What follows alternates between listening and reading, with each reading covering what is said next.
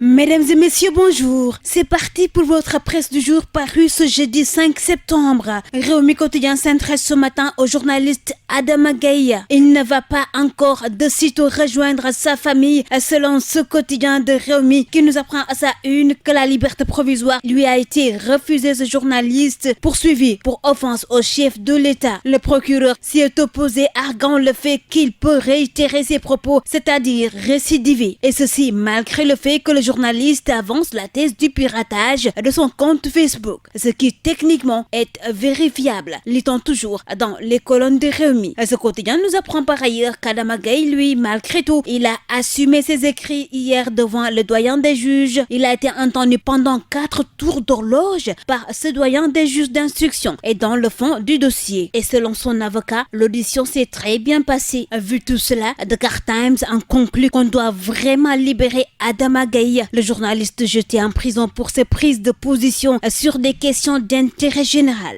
Et il n'a commis qu'un délit d'opinion et doit être libéré donc dans les meilleurs délais selon nos confrères. Et on le retrouve, son avocat Maître Khoureyshiba, dans l'Observateur. Dans ce quotidien, La Robe Noire, il dénonce les mauvaises conditions de détention de son client. Autre sujet qui a aussi intéressé les journaux de ce matin, le Conseil des ministres de ce mercredi. Revenant d'un Réumi Quotidien, l'on ne fait pas de ces fortes mesures de Macky Sall par rapport à ces inondations, ces accidents, l'éducation et les plateaux médicaux sénégalais. Le président Sall, qui a présidé ce mercredi le Conseil des ministres, conseil qu'il a consacré selon Réumi Quotidien à la reprise des activités gouvernementales. Et au menu des échanges, le chef de l'État, il a pris de fortes mesures concernant ces points clés du moment: les inondations, les accidents, l'éducation et la santé. L'Observateur voit le pouvoir en salle d'urgence. Le président, il met la pression sur le gouvernement selon ce quotidien qui nous parle de ces grands chantiers de la rentrée. Et par rapport à cette xénophobie en Afrique du Sud, l'Observateur nous signale que Macky Sall, il jouera le rôle de médiateur entre l'Afrique du Sud et le Nigeria. Et l'émouvante déclaration de Mohamed Boun Abdallah Dionne, lui qui a repris sa place au sein de ce conseil, l'Observateur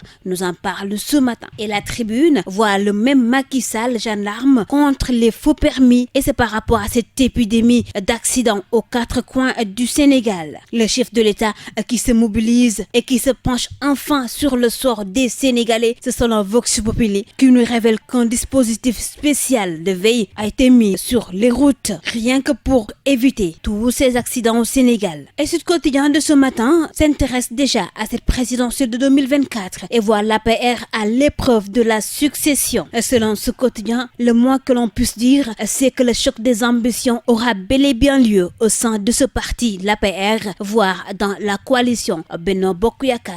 Les Échos de son côté s'intéressent à ces chargés de mission qui crient leur rage et menacent même. Nos confrères nous parlent de ces femmes qui sont prises comme des objets de consommation périssables. Selon en tout cas la psychologue Aminata Meng, elle dénonce dans ce quotidien le calvaire d'être une fille au Sénégal. Les violences sexuelles et sexistes qui sont dans tous les milieux socio-culturels, l'espace familial, les écoles, les entreprises. Et beaucoup de femmes portent le voile pour être tranquilles dans l'espace public, pour ne pas être embêtées, selon toujours les Échos, qui nous fait part de ce corps de la femme qui est fétichisé, soumis au regard critique des hommes qui jugent et donnent des notes. Et nous terminons ce tour des kiosques avec les quotidiens sportifs. Record donne la parole ce matin à Mbaye Diagne de Galatasaray à Bruges, le Lion qui donne les vraies raisons de son départ. Départ qui était prévisible avec l'arrivée de Ramadal Falcao. Mbaye Diagne, il précise dans ce quotidien que c'est lui-même qui a demandé à quitter le club turc, ne comptant pas être numéro 2 derrière le Colombien. Et pour le Sénégalais du jour, son prêt à Bruges est arrivé au bon moment. Stade Quotidien pendant ce temps s'intéresse à cette première année en Premier League de Papis Demba Cissé, de Diafra Sakho et de Sadio Mané. Et ils sont les meilleurs, ces Lions, nous apprend-on